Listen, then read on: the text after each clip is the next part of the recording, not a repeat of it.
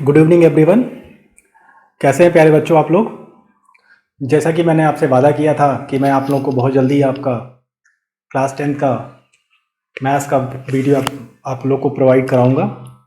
तो उसी वादे के मुताबिक मैं आपके पास आपकी वीडियो को लेकर के, आपकी क्लास को लेकर के हाजिर हूँ।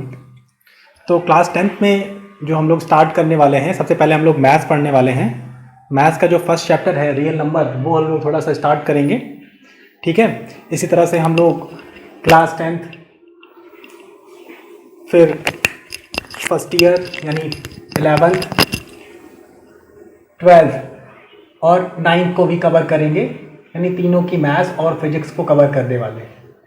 धीरे धीरे करके हम सारी क्लासों को रेगुलर भी करेंगे और इन लोग सारे सिलेबस को भी कवर करेंगे, ठीक है। तो चलिए स्टार्ट करते हैं। आपका आज का जो पहला सेशन है, इसमें हम लोग रियल नंबर्स पढ़ेंगे, जो कि क्लास 10th का फर्स्ट चैप्टर है, ठीक है। सबसे पहले हम लोग स्टार्ट करने से पहले क्या करेंगे, सबसे पहले हम लोग इसके इंट्रोडक्शन के बारे में, कोई भी चैप्टर पढ़ेंगे सबसे पहले उसका इंट्रोडक्शन पढ़ेंगे, फिर उसमें जो जी चीजें हमें दिया होगा उसके बारे में पढ़ेंगे, फिर हम लोग एक्सरसाइज करेंगे, एग्जाम्पल भी करेंगे। इवन हम लोग आपकी एनसीईआरटी को छोड़ करके आपके सिलेबस की जितनी भी बुक्स हैं, चाहे वो आर.डी. शर्मा हो या आर.एस. अग्रवाल हो, सारे क्वेश्चंस को कवर करेंगे। उसके लिए आप परेशान नहीं होइए। चलिए स्टार्ट करते हैं। तो रियल नंबर्स की बात करते हैं। तो रियल नंबर्स का मतलब होता है वास्तविक संख्या। तो वास्तविक संख्या को जानने से पहले हम लोग संख्याओं को जाने। संख्याओं को जानने के लिए आपने क्लास 9th में नंबर सिस्टम पढ़ा होगा, वहां पर आपने नंबर लाइन पढ़ा होगा, बहुत सारी चीजें संख्याओं के बारे में पढ़ा है। लेकिन एक बार थोड़ा सा हम लोग रिवीजन करते हुए चलते हैं, बहुत ब्रॉड नहीं जाएंगे, लेकिन थोड़ा सा हम लोग रिवीजन करते हुए चलते हैं, आगे बढ़ते हैं। जैसे लिखा हुआ है कि नंबर्स क्या होता है। Number is the mathematical object used to count and measure the table. मतलब क्या है, नंबर है क्या, नंबर संख्याएं गणितीय वस्तु हैं जिसका उपयोग हम नापने, गिनने व नामकरण करने में करते हैं। यानी कि अगर हम कोई वस्तु को देखते हैं, जैसे भी कोई चीज हम देखते हैं, तो हमारे मन में अगर वो चीजें एक से ज्यादा हैं तो मन में काउंट स्टार्ट हो जाता है, गिनतियां स्टार्ट हो जाती है। जहां से हम स्टार्ट करते हैं वो हमारी गिनतियां या संख्याएं कहलाती है, ठीक है। अगर हम गिनती स्टार्ट करें तो उसकी सबसे पहले अगर क्लासिफिकेशन करें नंबर्स का, तो सबसे पहले बात आती है नेचुरल नंबर्स की। तो नेचुरल नंबर्स क्या होते हैं। तो नेचुरल नंबर अगर हम काउंट शुरू करें एक से, जितने भी तक हम गिन पाएं, वो सारे हमारे क्या होते हैं, नेचुरल नंबर्स होते हैं। जैसे हम गिनती कर रहे हैं 1 2 3 4 5 6 7 8 and dot dot so on infinity, तो जितने भी नंबर्स होते हैं वो हमारे नेचुरल नंबर में आते हैं।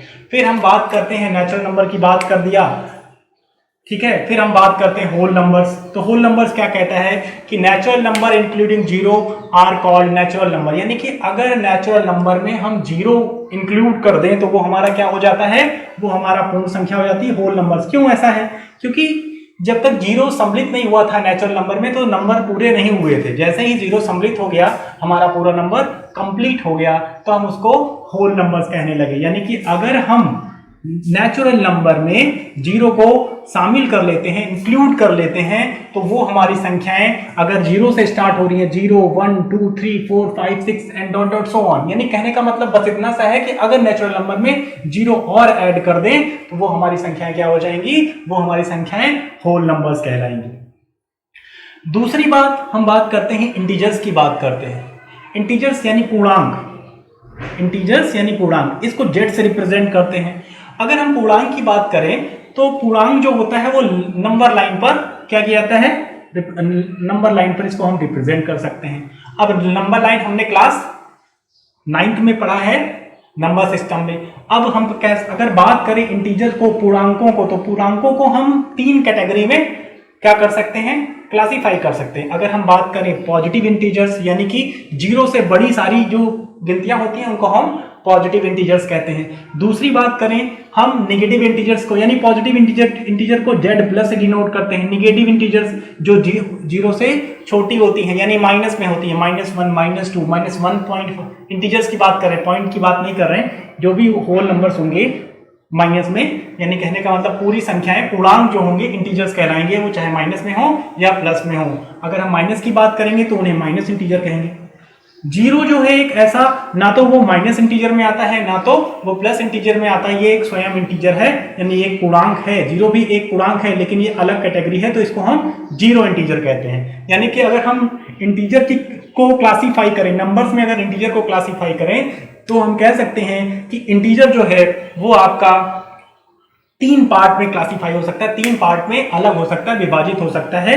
यानी कि जो यानी जीरो से छोटी वाली संख्याएं हैं उसको हम कह सकते हैं कौन सा पूर्णांक, ऋण पूर्णांक कह सकते हैं या माइनस इंटीजर कह सकते हैं, ठीक है। और अगर या नेगेटिव इंटीजर्स कह सकते हैं। अगर हम बात करें जीरो से बड़ी यानी 1 2 3 4 and dot dot so on, अगर इन संख्याओं की बात करें तो इन्हें हम पॉजिटिव इंटीजर्स कह सकते हैं। जीरो ना तो पॉजिटिव इंटीजर में आता है ना ही नेगेटिव इंटीजर्स में आता है, ठीक है। तो इसका मतलब है आप इंटीजर्स समझ चुके होंगे।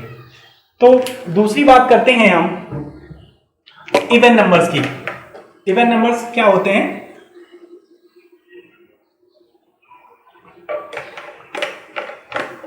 उसको देखते हैं। तो इवन नंबर्स क्या होते हैं? Those numbers which divided by 2 are called even numbers. यानी कहने का मतलब कोई भी नंबर अगर 2 से डिवाइड हो जाता है तो वो सारा नंबर क्या कहलाएगा? इवन नंबर कहलाएगा। यानी कि वो सभी संख्याएं इवन नंबर कहलाएंगी जो 2 से विभाजित हो जाती हैं या कट जाती हैं। अगर 2 से कटने वाली संख्याओं की बात करें तो 2 से नंबर, अगर हम कौन कौन से नंबर 2 से कट जाते हैं तो ये आपको पता ही होगा। जिन संख्याओं के अंत में 0 2 4 6 8 और 0 मैंने बता ही दिया। अगर ऐसी संख्याओं के यूनिट डिजिट पर ये नंबर्स हैं यानी कि 0 2 4 6 8, अगर ये सारी संख्याएं हैं यूनिट प्लेस पर तो ये संख्याएं आसानी से 2 से कट जाएंगी, यानी ये सारी संख्याएं आपकी इवन नंबर्स कहलाएंगी। अब हम बात करते हैं क्या? ऑड नंबर्स की, विषम संख्याओं की। तो these numbers do not divided by 2 are called odd numbers. यानी कि कहने का मतलब क्या है कि वे सभी नंबर्स जो हैं वो क्या कहलाएंगे? विषम संख्याएं कहलाएंगी जो 2 से ना कटे। केवल एक ही कंडीशन है, केवल 2 से ना कटे, और चाहे किसी से कटे या ना कटे इससे कोई मतलब नहीं, केवल 2 से नहीं कटनी चाहिए। अगर हम बात करें 3 जो है वो 2 से नहीं कटता, ठीक है, तो इसका मतलब ये ऑड नंबर है। 5 2 से नहीं कटता, इसका मतलब ये ऑड नंबर है। फिर बात करते हैं 7 2 से नहीं कटता, ऑड नंबर है। 8 2 से कटता है, ये इवन नंबर है। फिर 10 की 11, फिर 12 भी इवन है। यानी वे सभी संख्याएं आपका विषम संख्याएं कहलाएंगी या ऑड नंबर्स कहलाएंगे जो क्या हों, जो केवल 2 से ना कटे, ठीक है। फिर बात करते हैं प्राइम नंबर्स की, यानी कि प्राइम नंबर्स का मतलब अभाज्य संख्याओं की। तो अभाज्य संख्याएं क्या हैं? तो prime numbers is a positive integers is divide by 1 and itself. यानी कि क्या होता है कि अभाज्य संख्याएं पॉजिटिव इंटीजर्स हैं, यानी कि वो धनात्मक पूर्णांक हैं। और इनमें क्या विशेषता होती है? ये खुद से कटते हैं या फिर 1 से कटते हैं। यानी कहने का मतलब अगर हम आपसे कहें कि अभाज्य संख्या बताइए तो प्राइम नंबर्स में सबसे पहला प्राइम नंबर 2 है, ठीक है। 2 सम संख्या भी है लेकिन फर्स्ट प्राइम नंबर है, और ये केवल खुद से कटेगा या फिर 1 से कटेगा, ठीक है। दूसरी चीज अगर हम बात करें 3 की, तो 3 या तो खुद से कटेगा या तो 1 से कटेगा, तो प्राइम नंबर। यानी कि 7 की बात करें 7 भी हो जाएगा, 5 भी हो जाएगा। यानी कि वे नंबर्स जो अपने आप से और 1 के अलावा किसी दूसरे नंबर से नहीं कटते हैं वो प्राइम नंबर्स कहलाते हैं। फिर बात करते हैं भाज्य संख्याएं। भाज्य संख्याओं का मतलब क्या होता है? यानी कि कंपोजिट नंबर्स। भाज्य संख्याओं को क्या कहते हैं? कंपोजिट नंबर्स कहते हैं। तो कंपोजिट नंबर्स क्या होते हैं? वे नंबर्स होते हैं, कंपोजिट नंबर्स होते हैं जो 1 से और खुद के अलावा किसी एक नंबर से कटे। यानी कि खुद, यानी कहने का मतलब है कि कंपोजिट नंबर वे नंबर्स होते हैं जो, जैसे कि हम बात करें 5 की, समझिएगा 5 की बात करें तो ये 5 से, जैसे 4 की बात करते हैं सपोज 4 की, तो ये 1 से भी कट जाएगा और 2 से भी कट जाएगा और 4 से, यानी खुद से भी कट जाएगा, 1 से भी कट जाएगा और 2 से भी कट जाएगा। यानी खुद के, स्वयं के, यानी इटसेल्फ, और 1 के अलावा किसी एक और नंबर से कटे तो वाली संख्याएं क्या कहलाती हैं? आपकी क्या कहलाएंगी? आपकी भाज्य संख्याएं कहलाएंगी, ठीक है। फिर हम बात करते हैं को प्राइम नंबर्स की। तो को प्राइम नंबर्स क्या होते हैं? ये नंबर्स का पेयर होता है, जोड़ा होता है, और ऐसा नंबर्स का पेयर जिनका HCF 1 हो, जैसे 5 और 7, इनका HCF क्या आएगा? 1 आएगा। अगर हम बात करें 9 और 5, इनका HCF क्या आएगा? 1 आएगा। यानी ऐसे नंबर्स के पेयर जिनका HCF 1 आए उन्हें हम को प्राइम नंबर्स कहते हैं। ठीक है, फिर हम आगे बात करते हैं, रियल नंबर्स की बात करेंगे आगे।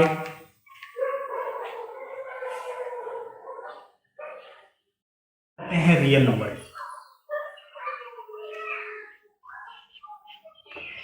चैप्टर का नाम है आपके real number, but real number के बारे में बहुत ज़्यादा कुछ आपकी इस बुक में या इस चैप्टर में बताया नहीं गया है, लेकिन इससे पहले आपने क्लास 10th में जरूर नंबर सिस्टम में नंबर्स के बारे में पढ़ा है।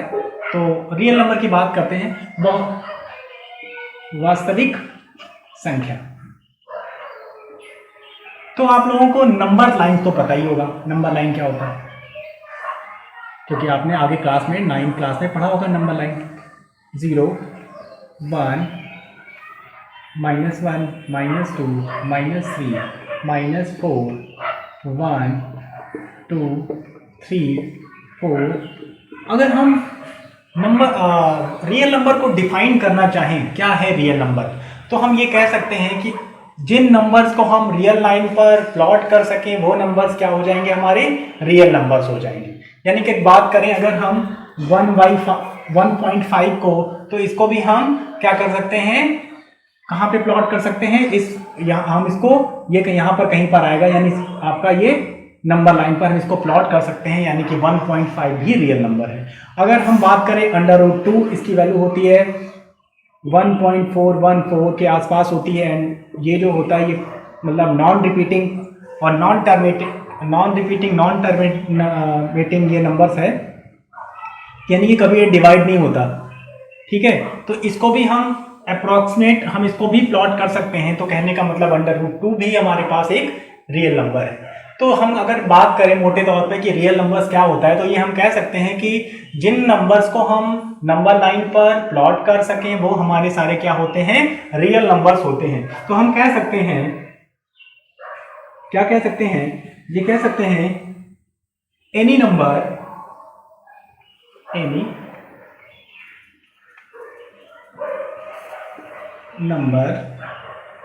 can be plotted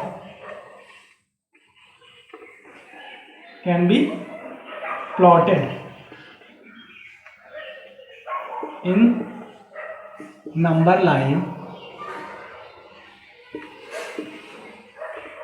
number line is called real number।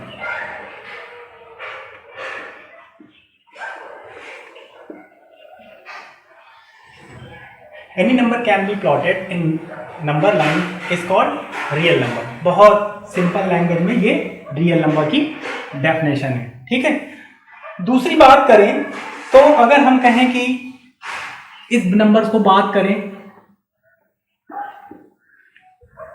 तो इसको भी हम इस लाइन पर प्लॉट कर सकते हैं, तो ये भी रियल नंबर होगा।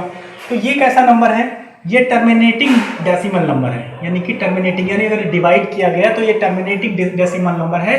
कहने का मतलब ये यहीं पर खत्म हो जाता है। ठीक है, तो ये टर्मिनेटिंग हो गया। और एक अगर हम बात करें दूसरे नंबर की, suppose 0.666 and dot dot so on, तो ये भी आपका क्या है, ये नॉन टर्मिनेटिंग नंबर है ना, ये नॉन टर्मिनेटिंग रिपीटेड नंबर है। ठीक है, इसकी बात करें तो ये कटेगा नहीं, यानी कि ये बार बार आएगा, तो इसको आप कह सकते हैं 0.6 बार बोलते हैं। ठीक है, दूसरी बात करें, अगर हम बात करें √2 की वैल्यू की बात करें या पाई की वैल्यू की बात करें, तो √2 की वैल्यू होती है 1.414 इस तरह से होती है, और ये ना तो रिपीट करता है और ना ही ये टर्मिनेट होता है, यानी कटता भी नहीं है। वैसे ही हम बात करें 22/7 यानी 3.1485 इस तरह से नंबर्स आते हैं, और ये ना ही रिपीट करता है एक नंबर और ना ही ये टर्मिनेट होता है। तो कहने का मतलब ये सारे नंबर्स हैं, इन नंबर्स को यानी कि जो रिपीटिंग होते हैं और यानी कि पूरे टर्मिनेटिंग नंबर हो गए, डेसिमल टर्मिनेटिंग नंबर जो होते हैं उनको हम कहते हैं रैशनल नंबर्स हैं। ये भी रैशनल नंबर है, लेकिन ये इनरैशनल, इनको कैटेगराइज किया गया रियल नंबर्स को।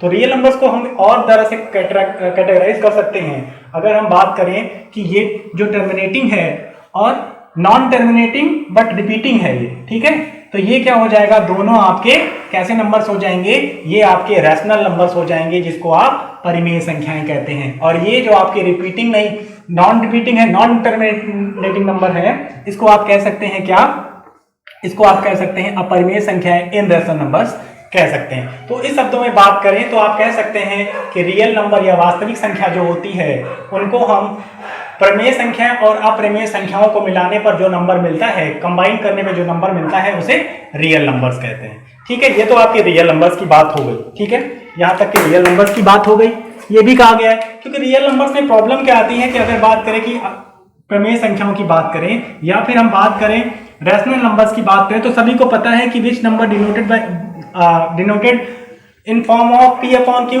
Is called what, is called rational numbers, है ना, उसे प्रमेय संख्या कहते हैं। लेकिन कंडीशन क्या होती है, q does not equal to 0। सभी को पता होता है कि ऐसी संख्याएं जो p अपॉन q के रूप में लिखी जाएं but q does not equal to 0, वो कैसा नंबर होगा, वो होगा आपका रैशनल नंबर। और ऐसे नंबर जो p अपॉन q के रूप में नहीं लिखे जा सके वो आप कहेंगे इनरैशनल नंबर। तो आज आप समझ लीजिए जो रैशनल नंबर्स होते हैं वो क्या होते हैं, वो आपका नॉन टर्मिनेटिंग होंगे तो रिपीटिंग होंगे। ठीक है, पहली चीज, और टर्मिनेटिंग होंगे तो रैशनल नंबर ही है। दूसरी चीज, अगर इनरैशनल नंबर की बात करें, अप्रमेय संख्याओं की बात करें, तो वो तो ना ही कटेंगे ना ही रिपीट करेंगे, यानी एक नंबर बार बार रिपीट नहीं करेगा। नॉट टर्मिनेटिंग और नॉट रिपीटिंग होंगे, वो नंबर जो है डिवाइड करने के बाद ना ही रिपीट करेंगे ना ही टर्मिनेट होंगे। कभी टर्मिनेट, लाइफ में कभी भी टर्मिनेट नहीं होंगे, ना ही वो डिविजिबल कभी भी नहीं होंगे। ऐसे नंबर्स को इनरैशनल नंबर्स कहते हैं। और इनरैशनल नंबर्स और रैशनल नंबर्स को मिलाकर ही हम रियल नंबर्स की बात करते हैं। क्यों बात करते हैं, क्योंकि दोनों नंबर्स को हम लाइन, नंबर लाइन पर हम प्लॉट कर सकते हैं। ठीक है, चलिए आगे की बात करते हैं, आगे आपके चैप्टर की ओर बढ़ते हैं धीरे धीरे। तो चैप्टर में कुछ ज्यादा दिया नहीं था रियल नंबर्स के बारे में। चैप्टर में दिया क्या है, सबसे पहले दो तीन बातों पर इन्होंने ध्यान दिया है, दो तीन चीजें यहां पर दिखाई गई हैं। सबसे पहले ना बात हुई है एल्गोरिदम की, बात हुई है लीमा की बात हुई है। तो हम लोग जानेंगे कि एल्गोरिदम क्या होता है और लीमा क्या होता है। तीन चार चीजों की बात हुई है जिसको हम आपको बता दें। सबसे पहले बात हुई है एल्गोरिदम की, एल्गोरिदम, इसको जानेंगे एल्गोरिदम क्या होता है। दूसरी बात हुई है लीमा, नंबर 2 हम जानेंगे लीमा क्या होता है। तीसरी जो बात हुई है वो बात हुई है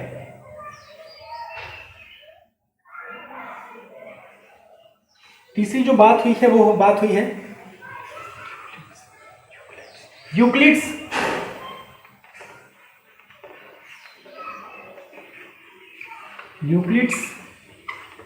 डिवीजन एल्गोरिदम,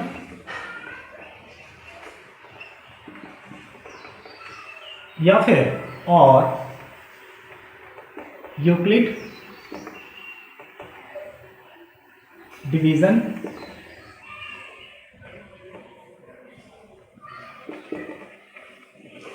लीमा। इन दो चीजों की, इन तीन चीजों की बात हुई। तो सबसे पहले हम जानेंगे एल्गोरिदम क्या होता है। जो आपके बुक में दिया गया है उसमें बताया गया है कि सबसे पहले हम डेफिनेशन जान लेते हैं कि एल्गोरिदम की डेफिनेशन क्या होती है। Algorithm is a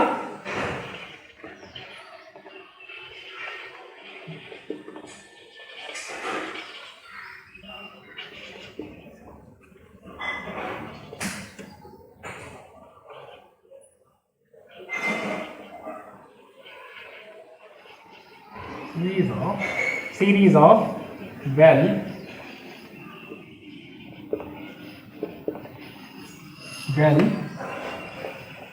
defined steps which gives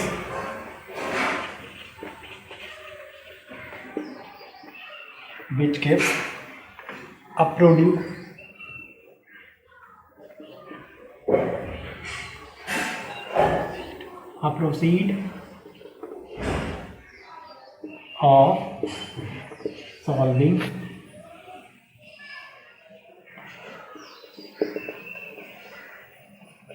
a type of problem.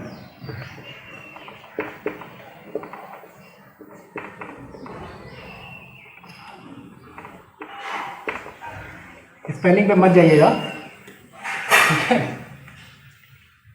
दूसरी, यानी कहने का मतलब एल्गोरिथम क्या बताया गया, एल्गोरिथम के बारे में बताया गया, algorithm is the series of well defined steps which gives a produce a solving a type of problem. यानी कि कहने का मतलब एल्गोरिथम क्या है कि एक सीरीज है वेल डिफाइंड स्टेप्स की, जिससे हम किसी प्रॉब्लम का सोल्यूशन प्राप्त करते हैं या मिलता है।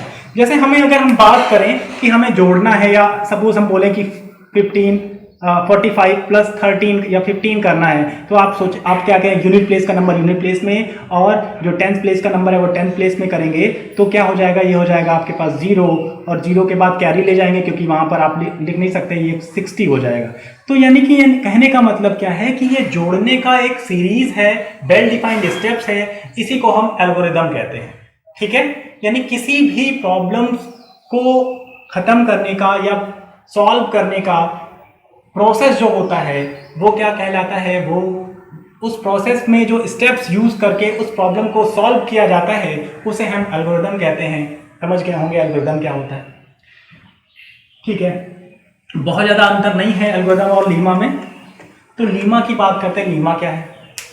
लीमा के लिए बोला गया कि Lima is the process, Lima is the क्या है,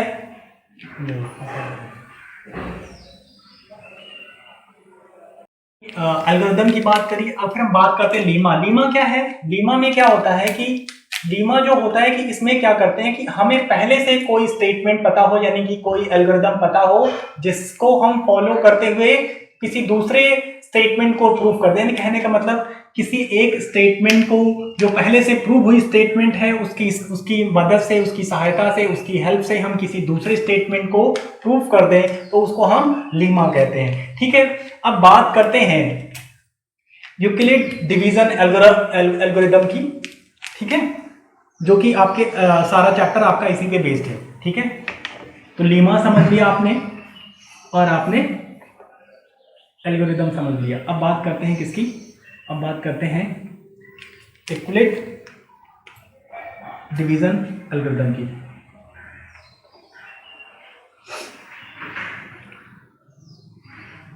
इसकी बात करते हैं।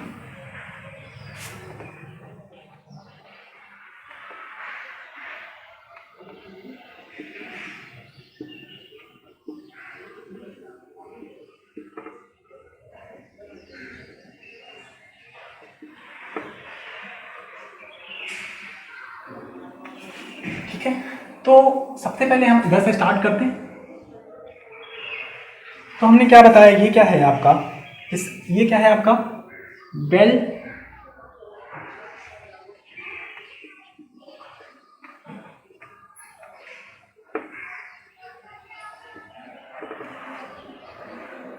Defined step, well defined steps हैं जिससे हम किसी भी चीज को प्रूव करते हैं या पाते हैं। डिवीजन क्या है, डिवाइड का प्रोसीजर है,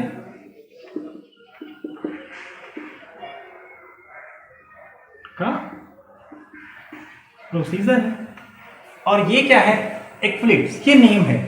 ये एक बहुत बड़े मैथमेटिशियन थे जिन्होंने आपको ज्योमेट्री में बहुत कुछ बताया है, या फिर नंबर सिस्टम में बहुत कुछ बताया, बहुत कुछ दिया आपको, ठीक है।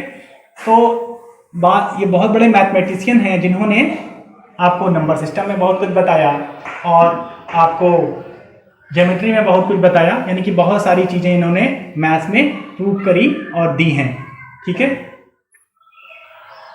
अब हम बात करें कि यूक्लिड डिवीजन एल्गोरिथम क्या है। तो यूक्लिड ने डिवीजन का एक एल्गोरिथम दिया, एक वेल डिफाइंड स्टेप्स बताए, जिसे हम क्या कहते हैं, यूक्लिड डिवीजन एल्गोरिथम कहते हैं। यानी कि इन्होंने अपने नाम पर इसको रख लिया या बता दिया। जैसे कि न्यूटन ने बहुत सारे आपके इन्वेंट किए, तो अपने नाम पे बोला कि जैसे उन्होंने फोर्स को प्रोड्यूस बताया, तो उन्होंने अपने फोर्स का जो यूनिट था उन्होंने अपने नाम पर रख लिया। वैसे जब इन्होंने ये एल्गोरिथम बताया, डिवीजन का एल्गोरिथम बताया, तो अपने नाम पर उसको बताया कि ये जो रूल है या जो ये चीजें हैं ये हमारे नाम पर रहेंगी। तो ये बताया उन्होंने क्या है, ये है एक्विलिब्रियम डिवीजन एल्गोरिथम के नाम से जाना गया। ये करता क्या है, ये इन्होंने बताया क्या, इसमें इन्होंने बताया क्या, बताया कि अगर ए और बी कोई पॉजिटिव इंटीजर्स हैं तो उनका, अगर ये दोनों पॉजिटिव इंटीजर्स हैं तो उनका HCF कैसे निकाला जाए, इसको बताया इन्होंने इस एल्गोरिथम के द्वारा, HCF। ठीक है, तो यानी एक्विलिब्रियम डिवीजन एल्गोरिथम में बताया क्या गया है, एक्विलिब्रियम डिवीजन एल्गोरिथम में बताया आपको ये गया है कि अगर ए और बी दो पॉजिटिव इंटीजर्स हैं तो उनका HCF कैसे फाइंड आउट किया जाए, इसी के बारे में एक्विलिब्रियम डिवीजन एल्गोरिथम के में बताया गया है। और ये आपका चैप्टर जो है आपको यही पढ़ना है इस चैप्टर में। ठीक है, ठीक है, लिख देते हैं, डॉक्यूमेंटेशन भी लिख देते हैं इसमें। क्या है एक्विलिब्रियम डिवीजन एल्गोरिथम, क्या कहती है, कहती ये है कि algorithm, equilibrium division algorithm is a technique to compute the highest common factor यानी HCF of two given positive integers. मैंने आपको पहले बताया, ये बताती क्या है, ये एक ऐसी टेक्निक है या एक ऐसा तरीका है जो दो पॉजिटिव नंबर्स का क्या HCF निकालने का एक तरीका है। तो इसके लिए इन्होंने 3 तरीके बताए, जिसमें आप लॉन्ग डिवीजन मेथड पढ़ेंगे, दूसरा आप फैक्टराइजेशन मेथड पढ़ेंगे, तीसरा आप डिफरेंस मेथड पढ़ेंगे। जो आपको 1.1 में पढ़ना है वो लॉन्ग डिवीजन मेथड पढ़ना है, और जो आप 1.2 में पढ़ेंगे वो आप फैक्टराइजेशन मेथड पढ़ेंगे, आगे के एक्सरसाइज में आप डिफरेंस मेथड पढ़ेंगे। तो आप समझ गए होंगे एक्विलिब्रियम डिवीजन एल्गोरिथम के बारे में, आप समझ गए होंगे। कह रहा है क्या कि ये कह रहा है कि ये एक ऐसा प्रोसेस है या एक ऐसी टेक्निक है जिससे हम HCF को फाइंड आउट करें। और कंडीशन क्या कह रही है, कंडीशन ऐसी कह रही है कि दोनों नंबर्स जो हैं वो पॉजिटिव इंटीजर्स होने चाहिए। ठीक है, तो हमें सबसे पहले जानना क्या है, लॉन्ग डिवीजन मेथड के बारे में जानना है। तो सबसे पहले हम लॉन्ग डिवीजन मेथड के बारे में पढ़ेंगे। ठीक है,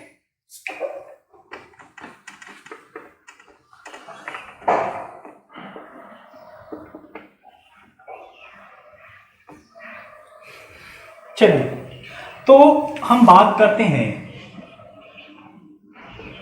long division method. Long division method क्या है इसके बारे में देखते हैं। तो अगर हम कहें कि हमारे पास एक नंबर है 6 और 20, 6 और 20 है, इसका आपको LCM निकालना है तो आप कैसे निकालेंगे, या HCF निकालना है तो आप कैसे निकालेंगे। तो आप क्या करेंगे, जो बड़ा नंबर होगा उसको अंदर रखेंगे, 6 से इसको डिवाइड करेंगे। ठीक है, तो डिवाइड करेंगे तो कितनी बार जाएगा, 3 बार जाएगा, ये आपका 18 हो जाएगा। और ये आपके पास यहाँ पर आपका रिमाइंडर 2 आएगा। फिर से 6 को डिवाइड करेंगे, कितनी बार जाएगा, 3 बार जाएगा, और ये 6 आ जाएगा और ये 0 हो जाएगा।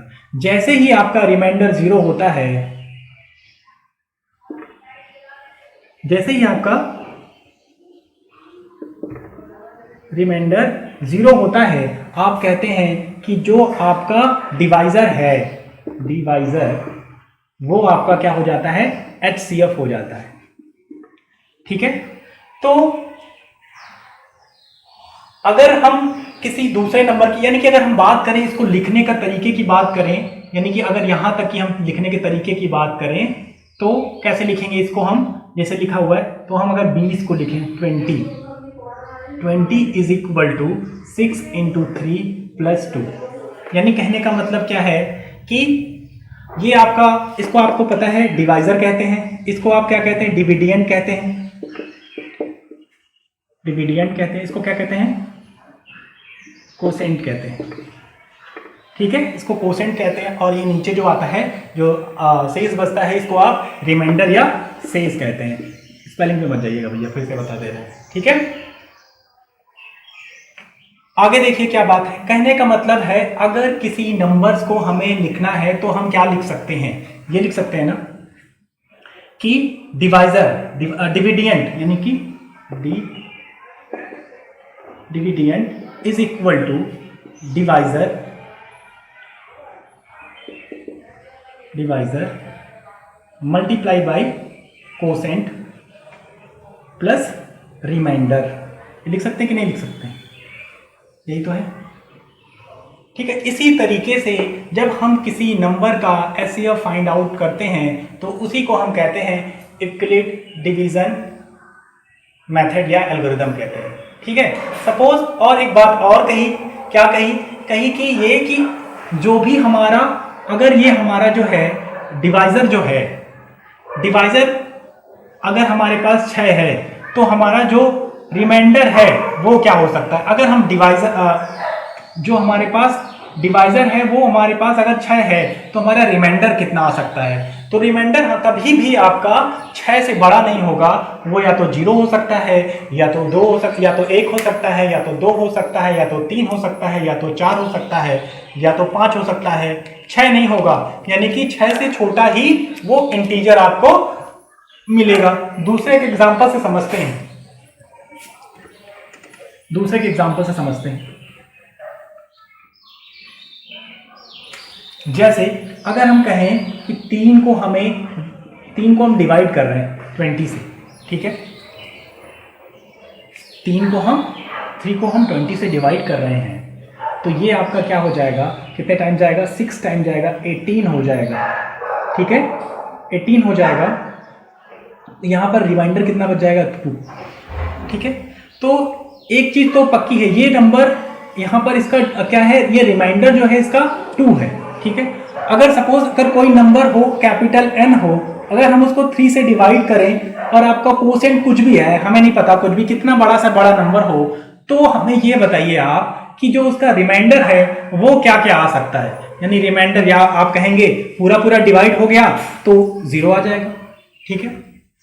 अगर पूरा डिवाइड नहीं हुआ तो 1 भी आ सकता है, 2 भी आ सकता है, 3 नहीं आ सकता। 3 डिवाइड नहीं, क्योंकि 3 बार में वो पूरा चला जाएगा। यानी कहने का मतलब है कि जो आपका ये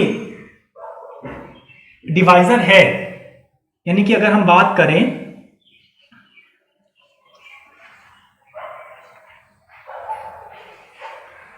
ठीक है, हम यहां कहने का मतलब क्या है कि जो आपका रिमाइंडर है वो क्या होगा? 0 हो सकता है, 0 से बड़ा हो सकता है, लेकिन आपका डिवाइजर से हमेशा छोटा रहेगा। ये कंडीशन है, ठीक है। बात समझ में आ गई?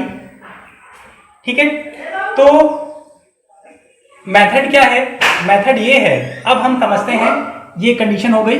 अब हम समझते हैं कि ये यूक्लिड डिवीजन मेथड क्या है। एक एग्जांपल करेंगे, उसके बाद हम लोग एक्सरसाइज करना शुरू करेंगे। एक एग्जांपल और लेते हैं।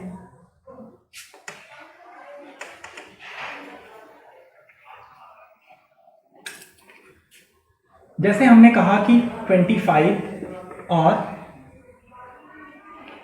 15 का हमें क्या निकालना है? एचसीएफ निकालना है। एचसीएफ निकालना है तो कैसे निकालते हैं? हमने जो बड़ा नंबर होता है उसको अंदर रखते हैं, उसको हम क्या बनाते हैं? उसको हम डिविडेंड बनाते हैं, डिवाइजर 15 को बनाते हैं। कितने टाइम्स जाएगा?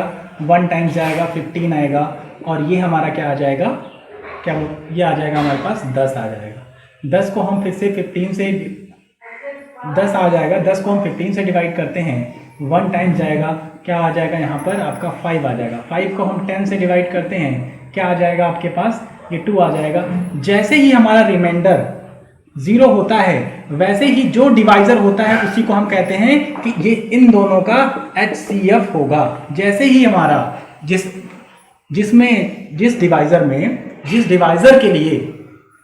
जिस डिवाइजर के लिए हमारा रिमाइंडर 0 हो जाता है, हम उसी को बोलते हैं कि वो हमारा HCF होगा, ठीक है। तो हम अगर बात करें, इसको लिखने के तरीके की बात करें, तो जो यूक्लिड डिवीजन मेथड में इसको लिखा गया वो कैसे लिखा गया? वो इस तरह से लिखा गया कि 25 इज इक्वल टू, इनके स्टेप्स में कैसे लिखा गया, इन्होंने इस तरह से बताया कि A B, अगर पहले इसको देख लीजिए फिर हम उनके स्टेप्स को देख लेते हैं। अगर बताया इसको लिखें तो हम लिख सकते हैं 15 इंटू 1 प्लस 10, ठीक है। इस तरह से अगर हम बात करेंगे, फिर से 15 की बात करेंगे, तो 15 इज इक्वल टू हो जाएगा 10 इंटू 1 प्लस 5, ठीक है। अब हम अगर बात करें, ठीक है ना, 5, अभी हमने 15, अब 10 को कैसे लिख सकते हैं? 10 को लिख सकते हैं 5 इंटू 2 प्लस 0। जैसे ये 0 हुआ, यही तो डिवाइजर है आपका, यही तो डिवाइजर है, तो ये डिवाइजर है, ये आपका रिमाइंडर है। जैसे ये, तो ये आपका क्या हो जाएगा? एचसीएफ हो जाएगा। यानी बताया उन्होंने क्या कि अगर कोई दो नंबर हैं ए और बी, ठीक है, अगर ये नंबर b जो है वो ग्रेटर है, b जो है बड़ा है, तो b is equal to a into quotient plus r, इस फॉर्म में लिखा जाएगा। इसी को हम क्या कहते हैं? इक्विलेट डिवीजन मेथड कहते हैं, या इक्विलेट डिवीजन एल्गोरिथम कहते हैं, और इसी को लॉन्ग डिवीजन मेथड भी कहते हैं। ये लॉन्ग डिवीजन मेथड है जिसे हम एचसीएफ फाइंड आउट करेंगे, ठीक है। जैसे ही हमारा r 0 हो जाता है, वैसे ही जो हमारा क्या कहते हैं, आपका जो डिवाइजर होता है वो क्या कहलाता है? एचसीएफ कहलाता है ना। ये बात समझ में आ रही होगी। और दूसरी बात क्या कही कि जो r होता है वो क्या होता है? मैंने बताया आपको, जो रिमाइंडर होता है वो डिवाइजर से हमेशा क्या होगा? छोटा होगा, और 0 के बराबर होगा या फिर 0 से बड़ा होगा। ये दो कंडीशन यहां से निकल के आती है, और इसी पे पूरी एक्सरसाइज आपकी बेस्ड है। और हम लोग अब एक्सरसाइज स्टार्ट करेंगे। कह रहा है कि use the Euclid's division algorithm to find the HCF of these, यानी कि इतने नंबर्स हैं, इनका हमें क्या निकालना है? एचसीएफ निकालना है। तो आपको एचसीएफ निकालना पता ही है, कैसे निकालना है? आपको पता है कि 225 इज ग्रेटर देन 135, यानी क्या मतलब ये बड़ा है और ये छोटा है, ठीक है। तो हम क्या करेंगे? 135 को डिवाइड करेंगे 225 से, है ना। कितने टाइम्स जाएगा? 1 टाइम्स जाएगा, 135 हो जाएगा। 135 हो जाएगा तो क्या हो जाएगा आपके पास? यहाँ पर आपका 0 हो जाएगा। यहाँ से आप रिमाइंडर लेंगे तो ये हो जाएगा आपके पास 12 में से 3 जाएगा तो बचेगा 9, और ये आपका कैंसिल हो जाएगा। फिर आप 135 को डिवाइड करेंगे 90 से, यानी कि जो आपका डिवाइजर है यहाँ पर आ जाएगा। फिर आप कितने टाइम जाएगा? फिर से एक टाइम जाएगा, 90 आ जाएगा। 90 में से आप 135 माइनस करेंगे, 45 आएगा रिमाइंडर। फिर से आप 90 को डिवाइड करेंगे, 45 से तो 2 टाइम्स जाएगा और 90 हो जाएगा, और ये आपका 0 हो जाएगा। जैसे ही रिमाइंडर आपका 0 होता है तो आप कहते हैं कि जो लास्ट डिवाइजर है वो आपका क्या हो जाता है? वो आपका HCF हो जाता है। लेकिन हम इसको इक्विलेट डिवीजन एल्गोरिथम में कैसे लिखेंगे? हम ऐसे लिखेंगे 225 is equal to 135 into 1 plus 90, ठीक है। फिर हम लिखेंगे 135 is equal to 90 into 1 plus 45, है ना। फिर हम लिखेंगे 90 is equal to 45 into 2 plus 0। जैसे ये 0 हुआ, ये आपका HCF हो गया, ठीक है। यही आपका आंसर है। यानी कि इस तरीके से लिखना ही आपका इक्विलेट डिवीजन एल्गोरिथम के तहत एचसीएफ निकालना होता है, ठीक है। ये क्वेश्चन आपको समझ में आ गया होगा। अब हम दूसरे क्वेश्चन की ओर चलते हैं। यानी कहने का मतलब है, जैसे ही लास्ट जिस डिवाइजर का आपका रिमाइंडर 0 होता है वही आपका एचसीएफ हो जाता है, ठीक है। ये फर्स्ट क्वेश्चन हो गया।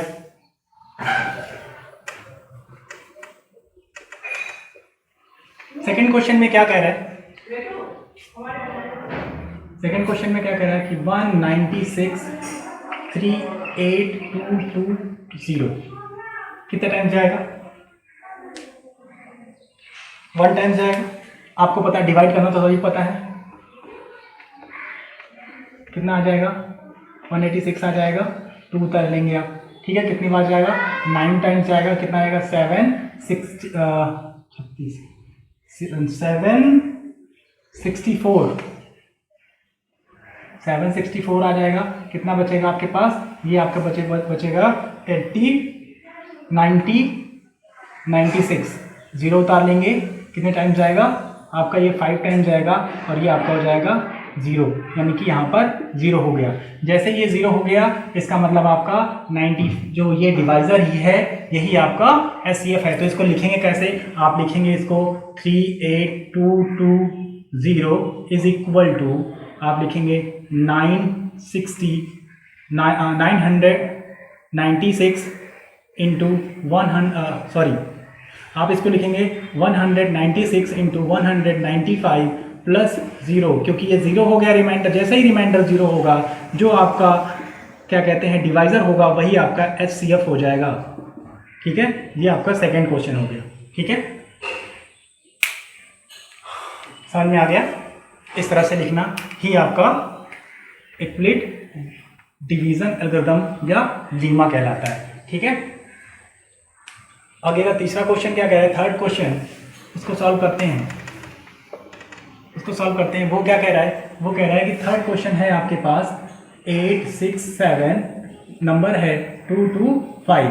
अभी आपको पता है 8 6 7 इज ग्रेटर देन 2 2 5, यानी कि ये बड़ा है और ये छोटा है। तो हमें क्या करना है, छोटे वाले से बड़े वाले को भाग करना है। 225 है कि 255 है? 255 है, यानी 255 है। तो 255 को हम डिवाइड करेंगे 867 से। कितने टाइम्स जाएगा, ये आपका 3 टाइम्स जाएगा, तो कितना आएगा 765 आ जाएगा। कितने टाइम्स जाएगा, ये आ जाएगा 765। डिवाइड करना सभी को पता है। ठीक है, माइनस करेंगे कितना आ जाएगा, 102 आ जाएगा। 102 को आप किससे डिवाइड करेंगे, फिर 2255 से, यानी 255 से डिवाइड करेंगे, 255 से डिवाइड करेंगे, कितने टाइम्स जाएगा, 2 टाइम्स जाएगा। कितना आ जाएगा, 200, आपका आ जाएगा ये 204। 204 घटाएंगे तो कितना आ जाएगा, 51 आ जाएगा। 51 को आप 102 से डिवाइड करेंगे, 2 टाइम्स जाएगा, 102 आ जाएगा, और ये कैंसिल हो जाएगा। यानी कि इसको लिखने का तरीका क्या हो जाएगा, इसको लिखने का तरीका हो जाएगा 867, यानी कि ये आपका क्या है, ये आपका dividend is equal to divisor, यानी 225 इंटू 2 प्लस 102। ठीक है, फिर दूसरे की बात करेंगे तो इसको लिख सकते हैं 225, यानी कि ये हमारा dividend is equal to divisor हमारे पास 102, कितना कोसेंट है, 2 है, और प्लस रिमाइंडर 51 है। फिर हम बात करेंगे 102 की बात करेंगे तो वो उसको लिखने का तरीका हो जाएगा 51 इंटू 2 प्लस 0। जैसे ही 0 हो जाएगा, वैसे ही हमारा जो लास्ट डिवाइजर होगा वो HCF हो जाएगा। ठीक है, ये समझ में आ गया होगा आपको।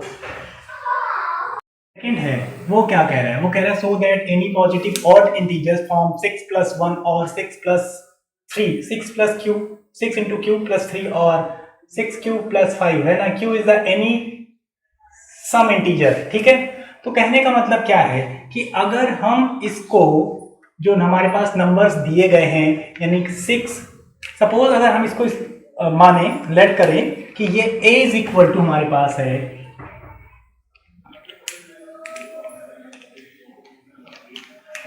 a इज इक्वल टू, हम बोले कि 6q + 1 और a इज इक्वल टू, और 6q + 3 और 6q + 5। ये कहने के, ये आपको शो करना है कि ये सारे जितने भी हैं, ये सारे ऑड नंबर्स को रिप्रेजेंट करते हैं। ठीक है, चलिए, तो 2-3 चीजें जानना है आपको। ये आपको पता है कि अगर हम किसी भी नंबर को a is equal to BQ + R की फॉर्म में लिख रहे हैं, तो इसका मतलब क्या है कि ये आपका कोसेंट हो जाएगा। ठीक है, ये आपका क्या हो जाएगा, ये आपका डिविडेंट हो जाएगा, ये डिवाइजर हो जाएगा, ये रिमाइंडर हो जाएगा। ठीक है, दूसरी चीज क्या है कि आप कंडीशन यहां से ये निकल के आती है कि 0 जो होगा लेस देन और ग्रेटर देन क्या हो जाएगा, लेस देन और ग्रेटर देन और हो जाएगा, एक मिनट, 0 6, यानी कहने का मतलब आता था 0 और d, ये फॉर्म ये था, बताया था ना, d का मतलब डिविडेंट, डिवाइजर, d का मतलब डिवाइजर, तो ये हो जाएगा 0। r की रिमाइंडर जो होगा वो r जो होगा वो आपका डिवाइजर, यानी 6 है यहाँ पर ना, 6 ये कंडीशन को फुलफिल करेगा। यानी कि अगर हम इसको इस फॉर्म में लिखेंगे तो आपका डिवाइजर जो हो सकता है, यानी कि जो आपका रिमाइंडर हो सकता है, वो क्या क्या हो सकता है, वो आपका हो सकता है 0 हो सकता है, 1 हो सकता है, 2 हो सकता है, 3 हो सकता है, 4 हो सकता है, 5 हो सकता है, 6 नहीं हो सकता। ये आपका इतना अगर हम किसी भी नंबर को 6 से डिवाइड करेंगे तो आपका रिमाइंडर 0 आ सकता है, बिल्कुल आ सकता है, आपका 1 आ सकता है, 2 आ सकता है, 3 आ सकता है, 4 आ सकता है, 5 आ सकता है, लेकिन 6 नहीं आता। 6 आएगा तो पूरा पूरा डिवाइड हो जाएगा। इतनी बात समझ में आ गई? तो कहने का मतलब है कि हमारे पास ये प्रूव करना है कि, या इस स्टेटमेंट को प्रूव करना है कि ये एक ऑड नंबर है। क्या नंबर है? ये ऑड नंबर है, ये ऑड नंबर है और ये ऑड नंबर है। ठीक है, ये हमको प्रूव करना है। ठीक है, इतनी बात समझ में आ रही है आप लोगों को? तो अगर हम बात करें कि इतनी बातें समझ में आ गई। अगर हम कहें कि a is equal to q, 6q plus 0 हो जाएगा। ठीक है, तो आपको पता है a इज इक्वल टू हम लिख सकते हैं 2q प्लस 0 लिख सकते हैं। अगर किसी भी नंबर में 2 से मल्टीप्लाई है, यानी कि ये 2 का मल्टीपल है, तो हमेशा ये क्या होगा? ये इवन नंबर होगा। ठीक है, अगर हम बात करें 2, यहां पर अगर हम बात करें 6q प्लस 1 की, 6q प्लस 1 की, तो इसको हम लिख सकते हैं a is equal to 3q plus 1। ये तो इवन नंबर है, और अगर किसी इवन नंबर में एक जोड़ दिया जाता है तो वो कैसा हो जाता है? ये ऑड आ जाएगा आपके पास। ठीक है, दूसरी बात करें, क्या आ सकता है? a इज इक्वल टू आ सकता है 6q प्लस 2 हो सकता है। तो अगर हम बात करें, यहां से हम 2 कॉमन ले लें तो ये हो जाएगा 3q प्लस 2, 1 हो जाएगा। यानी कि ये पूरा नंबर जो है 2 का मल्टीपल है, यानी कि ये इवन नंबर है। ठीक है, ये हमारा नहीं हो सकता, इसकी बात भी नहीं कर रहा था। वैसे हम सारी चीजें आपको लिख के दिखा रहे हैं। अगर हम बात करें कि कंडीशन, जो दूसरी पॉसिबल कंडीशन है, वो बात करें 6q प्लस 2 आ सकता है, रिमाइंडर 3 भी आ सकता है। तो अगर हम इसको कहें कि हम इसको इस तरह से लिखें, 6q प्लस 2 लिखें और प्लस 1 करें। ठीक है, हमने कहा कि ये पूरा इवन नंबर है, तो ये भी आपका इवन नंबर, इसको आप लिख सकते हैं। अगर 2 कॉमन लेंगे तो आप लिख सकते हैं 3q प्लस 1। अगर पूरा ये इवन नंबर है, क्योंकि 2 के मल्टीपल में है, और इवन नंबर में जैसे ही 1 जोड़ेंगे तो ये ऑड नंबर हो जाएगा। इसका मतलब ये प्रूव हो चुका है। ठीक है, अगर हम ऐसे बात करते हैं, आगे बात करें, ये आपका ये कंडीशन हो गया। अगर एक ही बात, आगे का नंबर आएगा 6q प्लस 2, आपका ये 3 हो गया। 4 की बात करें तो आप इसमें से आप सीधे 2 कॉमन ले लेंगे, तो ये हो जाएगा आपके पास 3q प्लस 2। यानी कहने का मतलब ये आपका इवन नंबर होगा, ये आपकी बात ही नहीं कर रहा था। दूसरी बात करें कि a इज इक्वल टू आपका हो जाएगा 6q प्लस 4 हो गया, 5 हो गया, तो ये हो जाएगा a is equal to 6q plus 4 plus 1 आप लिख सकते हैं। आप यहां से 2 कॉमन ले सकते हैं, तो इसको लिख सकते हैं 3q प्लस 2 प्लस 1।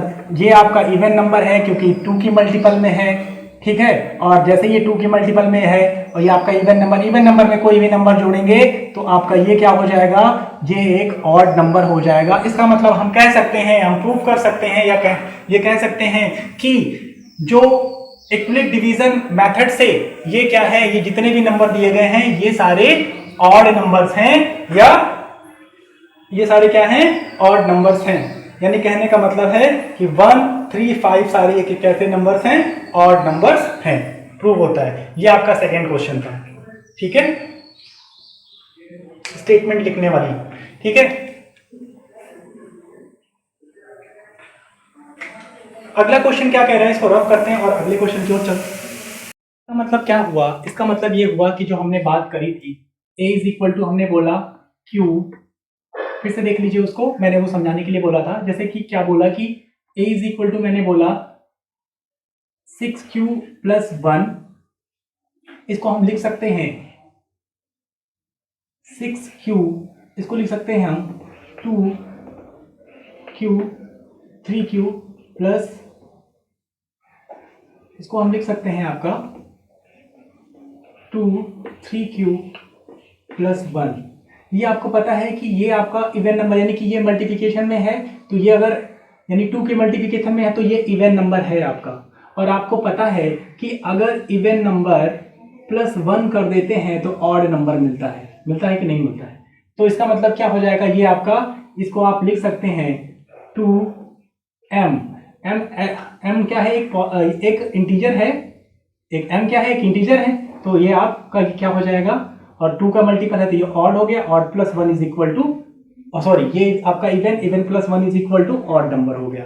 दूसरा क्या था, a इज इक्वल टू, हमने बताया आपको कि 6 क्यूब प्लस 3 की बात कर रहा था, 6 क्यूब प्लस 3 की बात कर रहा था, तो इसको आप लिख सकते हैं क्या, इसको आप लिख सकते हैं 6 क्यूब प्लस 2 प्लस 1, तो इसका मतलब क्या हो जाएगा, ये आपका हो जाएगा 6 क्यूब, इसको आप लिख सकते हैं 2 कॉमन ले लेंगे तो हो जाएगा 3 क्यूब प्लस 1 प्लस 1, यानी कहने का मतलब क्या है, जब कोई नंबर 2 के मल्टीपल में होता है तो वो इवन नंबर होता है, यानी कि ये इवन नंबर हो गया। इसको हम सपोज करते हैं ये कोई m इंटीजर है या n इंटीजर, क्या हो जाएगा, ये आपका हो जाएगा n, आप सपोज कर लीजिए हो जाएगा 2n प्लस 1, यानी कि अगर किसी भी इवन नंबर में हम जोड़ते हैं तो ये भी ऑड नंबर हो जाएगा। ठीक है, अब तीसरी बात करते हैं, a is equal to 6 cube plus 5 की बात कर रहा है, तो इसको आप कैसे लिख सकते हैं, इसको आप लिख सकते हैं 6 क्यूब प्लस 4 प्लस 1 लिख सकते हैं, यहाँ से कॉमन ले सकते हैं, 2 कॉमन ले सकते हैं, तो ये जाएगा 3 cube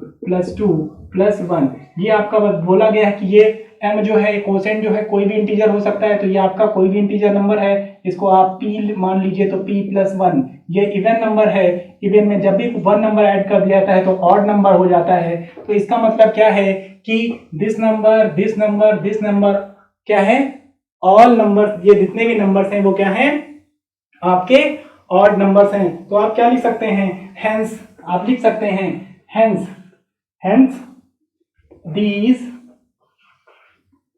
numbers, these expressions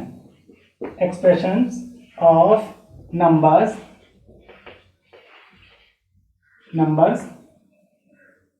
are odd numbers, odd numbers। ये आपका आंसर हो जाएगा। ठीक है, मुझे लगता है ये क्वेश्चन आप, ये आंसर आपको समझ में आ गया है। ठीक है, अब आगे बढ़ते हैं।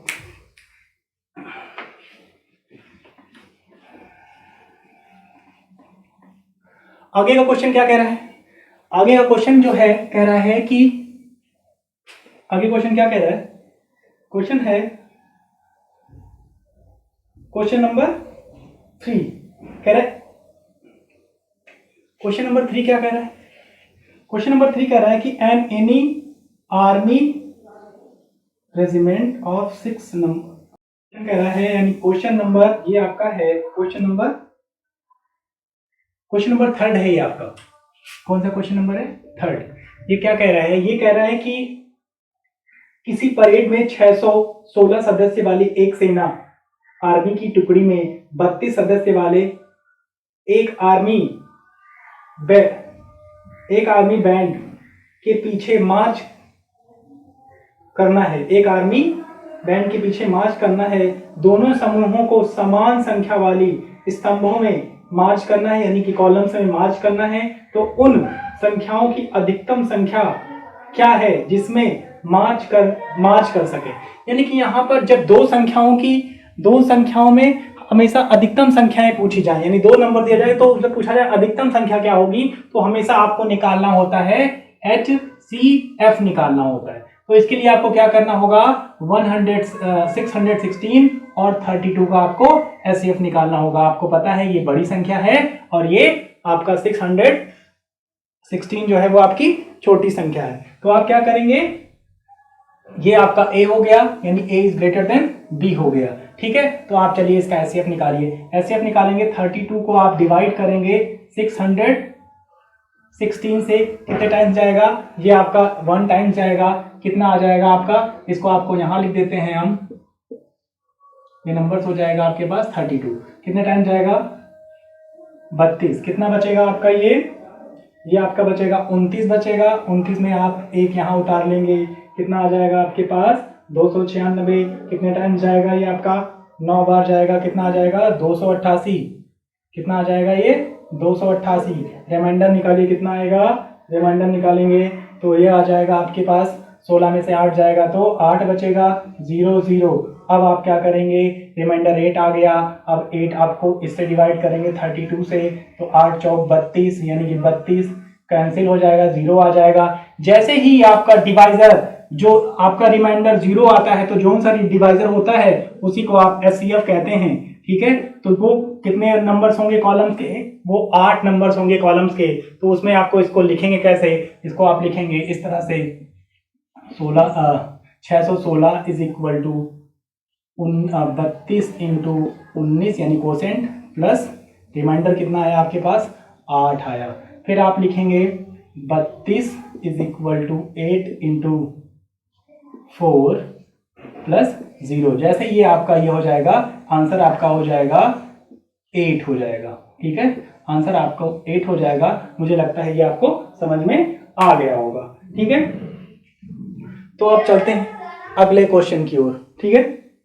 तो क्वेश्चन नंबर 4 हमारा जो है, तो क्वेश्चन नंबर 4 जो कह रहा है वो क्या कह रहा है, use Euclid division lemma to show that the square of any positive integer to show that any positive integer either form of 3m और 3m plus 1 for m is the sum integer, यानी कोई integer है। यानी कहने का मतलब है Euclid division lemma का प्रयोग करके आप किसी भी इंटीजर नंबर का स्क्वायर करें ना, स्क्वायर करके आप दिखाइए कि वो इस फॉर्म में होगा या इस फॉर्म में होगा, यही बात कह रहा है, ठीक है। तो हम क्या करते हैं, सबसे पहले हम एक इंटीजर लेट करते हैं, let a is any integer, ठीक है।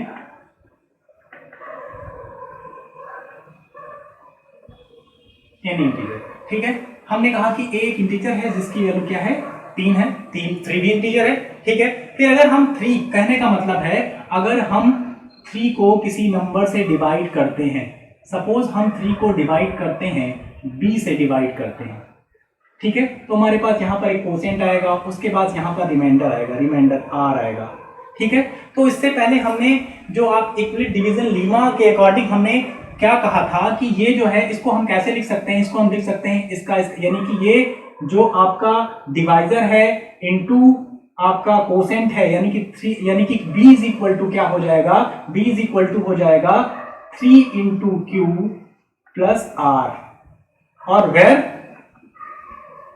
r is equal to, r की वैल्यू क्या हो सकती है बताया, r इज ग्रेटर देन और equal to 0 and less than 3 से छोटा होगा, ये बात कही गई। यानी कहने का मतलब अगर 3 है तो उसके लिए r की वैल्यू 0 हो सकती है, 1 हो सकती है और 2 हो सकती है। इतनी बात समझ में आ गई। यानी कहने का मतलब अगर हम बात करें b is equal to 3q, या तो 0 होगा फर्स्ट कंडीशन के लिए, फर्स्ट केस के लिए, केस 1 के लिए। केस 2 की बात करें तो या तो केस 2 की बात करेंगे तो b इज इक्वल टू हो सकता है 3q प्लस 1 हो सकता है, या फिर हम बात करें केस 3 की बात करें, केस 3 की बात करें तो क्या हो जाएगा, b is equal to 3q plus 2 हो जाएगा। इतनी बात समझ में आ रही है कि नहीं आ रही, आ गई होगी मुझे लगता है। फिर कह रहे हैं कि अगर इसका स्क्वायर करें तो ये इसके फॉर्म में आएगा, ठीक है। कह रहे हैं जहां m एक आपका क्या है इंटीजर नंबर है, ठीक है। इतनी बात समझ में आ गई है ना। तो हम इधर से इसको थोड़ा सा रफ करते हैं और करना शुरू करते हैं, ठीक है। अब देखिए इतनी बात समझ में आ गई तो हम बात करते हैं। हमने कहा कि a इज इक्वल टू हमारे पास कितना आया, b इज इक्वल टू हमारे पास आया था, क्या आया था 3q प्लस 0, और दूसरा b आया था b is equal to 3q plus 1, और b is equal to 3q plus 2। यानी कि ये केस 1 था, ये केस 2 था और ये केस 3 था, ठीक है। यही कंडीशन हो सकती है ना। कह रहे इसका स्क्वायर करें, अगर b का स्क्वायर करेंगे तो हमें सॉरी अगर हम b का स्क्वायर करेंगे तो हमें इधर भी स्क्वायर करना पड़ेगा, बोथ साइड स्क्वायर करना पड़ेगा। तो b square is equal to हो जाएगा 3q, यानी कि 9 स्क्वायर 3 स्क्वायर q स्क्वायर हो जाएगा ना, 3 स्क्वायर q स्क्वायर हो जाएगा, 3 स्क्वायर q स्क्वायर हो जाएगा। अब ये 3 स्क्वायर q स्क्वायर हो गया, तो अगर ये 3 स्क्वायर q स्क्वायर हो गया है तो हम इसको क्या लिख सकते हैं, इसको हम लिख सकते हैं b square is equal to 3 common ले सकते हैं, और ये क्या हो सकता है आपका, ये हो जाएगा 3q स्क्वायर। अब ये क्या है, अगर q आपका एक इंटीजर नंबर है तो 3 भी इंटीजर नंबर, यानी कि कहने का मतलब ये पूरा इंटीजर नंबर होगा, तो यानी कहने का मतलब इंटीजर है तो इसको आप जेड लिख सकते हैं, कुल मिला के ये इसके फॉर्म में हो जाएगा। अब हम दूसरी बात करें, दूसरे की बात करते हैं, तो उसको क्या कर सकते हैं, एक मिनट रुकिएगा, जस्ट अ मिनट, माइक।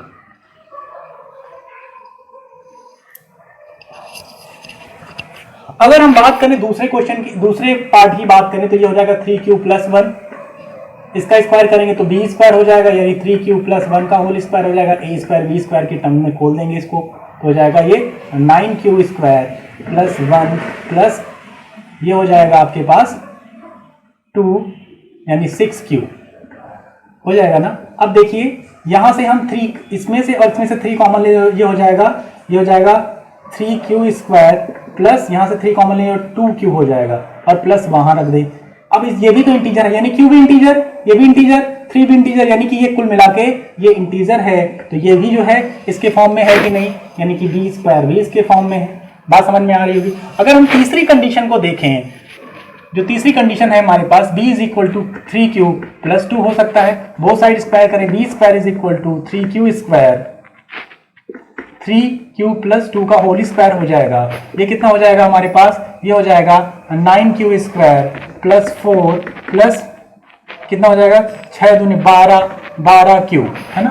अब देखिए अगर हमें 3 कॉमन लेना है तो हम इसको लिख सकते हैं 3q स्क्वायर + 3 प्लस 12q + 1, इसमें से आप 3 कॉमन ले सकते हैं, बिल्कुल ले सकते हैं। 3 कॉमन लेंगे तो ये सॉरी ये 9 है, ये आपका हो जाएगा 3q स्क्वायर + 1 प्लस 4q हो जाएगा ना +1, ये आपका q आपका इंटीजर है, 1 आपका इंटीजर, यानी कि पूरा नंबर इंटीजर हो जाएगा, तो ये हो जाएगा आपके पास z लिख सकते हैं, z + 1, यानी कि इस तरह का नंबर कोई भी होगा वो या तो इसके फॉर्म में आएगा या तो इसके फॉर्म में आएगा।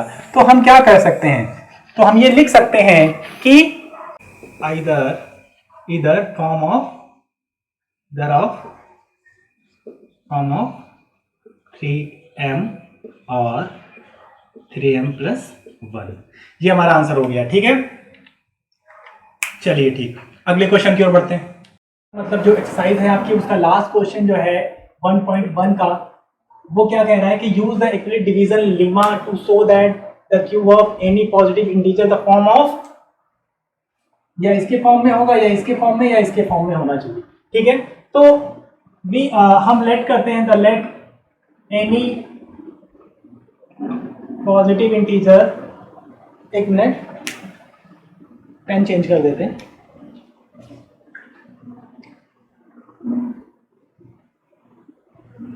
Any positive integer is a, suppose हम a = या b सपोज करते हैं, b = 3 है। ठीक है, तो अगर v 3 है तो अगर हम 3 से किसी नंबर n को या हम सपोज करते हैं b को अगर हम डिवाइड करें, सॉरी a को हम डिवाइड करें, तो हमारा जो कोसेंट कुछ भी हो तो हमारे जो r है वो क्या क्या आएगा।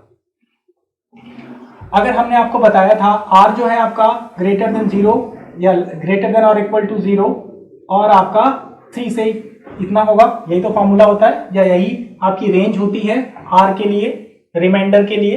ठीक है, तो अगर ये रेंज हुई तो ये या तो क्या होगा, या तो ये हो सकता है आपका 3, अगर आपका कोसेंट m है तो ये 3m हो सकता है। ठीक है, 3m + 0 हो सकता है, या फिर 3m + 1 हो सकता है, या 3m + 2 हो सकता है।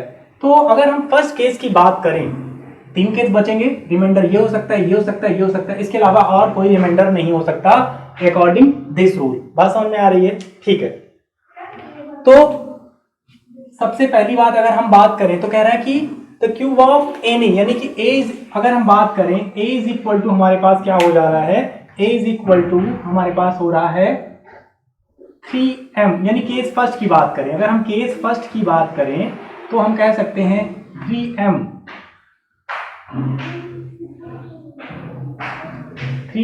0 की बात करें, इसको लेते हैं तो ये हम सपोज करते हैं कि ये a = 3m प्लस 0। इसका क्यूब करेंगे दोनों साइड में तो ये क्यूब हो जाएगा और ये हो जाएगा 3m क्यूब। इसको लिख सकते हैं आप, इसको अगर आप कॉमन लेंगे तो ये हो जाएगा 3m square upon into m cube. ये m अगर एक इंटीजर है तो ये भी इंटीजर होगा, यानी कहने का मतलब है कि ये आपका हो जाएगा 3z हो जाएगा। ठीक है, 3z हो जाएगा, यानी कि इसके फॉर्म में है। ये आपकी इस कंडीशन को फुलफिल करता है। दूसरी अगर हम बात करें a is equal to 3m plus 1 की बात करें, ठीक है, इसका क्यूब करें दोनों साइड तो ये हो जाएगा, इसका क्यूब हो जाएगा, क्यूब इसका हो जाएगा तो ये क्या हो जाएगा आपके पास, ये हो जाएगा 27। यानी आप ऐसे नहीं लिखना है, आपको लिखना है 3 cube m cube plus 1 cube plus 3m into 1 plus 3m plus 1। ठीक है, बात समझ में आ रही है ना। अब देखिए यहां से आपको क्या कॉमन लेना है, इससे और इसमें से आपको 3 कॉमन लेना है। 3 कॉमन ले लेंगे तो हो जाएगा 3 square m cube plus m 3m plus 1 और ये आपका बाहर रह जाएगा 1 हो जाएगा। अगर ये आपका पूरा क्या है, इंटीजर है, तो आप इसको लिख सकते हैं 3z प्लस 1 लिख सकते हैं ना। तो a क्यूब भी इसी के फॉर्म में आ जाएगा ना, इसके फॉर्म में आ रहा है, सेकंड वाले के फॉर्म में आ रहा है आपका क्वेश्चन। हाँ, सेकंड वाले के फॉर्म में आ रहा है कि नहीं। m is equal to integer है, या आप इसको आप सीधे ये लिख सकते हैं 3m प्लस 1 के फॉर्म में लिख सकते हैं। ठीक है, बात समझ में आ गई होगी। अगर हम बात करें तीसरे नंबर की, a is equal to 3m plus 2, अगर इसका दोनों साइड में स्क्वायर करें तो क्यूब करेंगे तो क्या हो जाएगा, a cube is equal to हो जाएगा 3 क्यूब m क्यूब प्लस 8 हो जाएगा। क्या हो जाएगा, ये 8 हो जाएगा प्लस, यानी कि 2 का क्यूब 8 हो जाएगा और यहां पर क्या आ जाएगा आपका हो जाएगा 3m इंटू 2, यानी कि क्या हो जाएगा 3ab है ना, a cube plus b cube plus 3ab और a प्लस b, तो क्या हो जाएगा 3 बाहर वाला और फिर से ये 3 आएगा, यानी कि 3m इंटू 2 और 3m प्लस 2, ये हो जाएगा ना। अब इसमें से आप क्या कर लीजिए, 3 कॉमन ले लीजिए। 3 कॉमन ले लेंगे तो ये आपका हो जाएगा, 3 कॉमन ले लेंगे आप तो m यानी 3 स्क्वायर m क्यूब प्लस यहां से कॉमन आ गया, हो जाएगा आपके पास 6m 3m प्लस 2 और प्लस 8, ये आपके पास हो गया। अब देखिए ये क्या है, अगर ये m इंटीजर है, ये सारी चीजें इंटीजर्स हैं, तो ये आपका क्या हो जाएगा, ये आपका सीधे क्या हो जाएगा, आप इसको z लिख सकते हैं, ये कि पूरा इंटीजर है तो z लिख सकते हैं, z प्लस 8 यानी a क्यूब। यानी कहने का मतलब है कि सारे नंबर्स इसके इक्वली डिवीजन लेमा के थ्रू प्रूव हो रहे हैं, यानी कि इसके फॉर्म में आ रहा है या इसके फॉर्म में आ रहा है या इसके फॉर्म में आ रहा है। तो हम क्या कह सकते हैं, हम ये कह सकते हैं कि क्या कह सकते हैं हम, therefore the cube of any positive integer, यहां पे क्या लिख सकते हैं, therefore the cube of any positive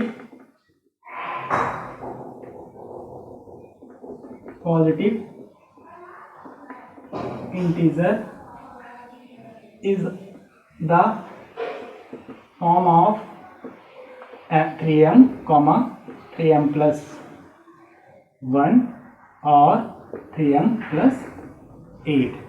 ये आपकी एक्सरसाइज खत्म हो गई है। इसके एग्जाम्पल्स रह जाते हैं, बिल्कुल आसान सा है, वो आप करिएगा। अगर कोई प्रॉब्लम आएगी तो आप मुझे बताइएगा। वीडियो कैसा लगा उसको बताइए, फिर हम आगे आपका अगला 1.2 का भी इसका वीडियो बना के देंगे। Thank you very much. ज़्यादा से ज़्यादा लोग सब्सक्राइब करिए, बताइए लोगों को। Thank you very much.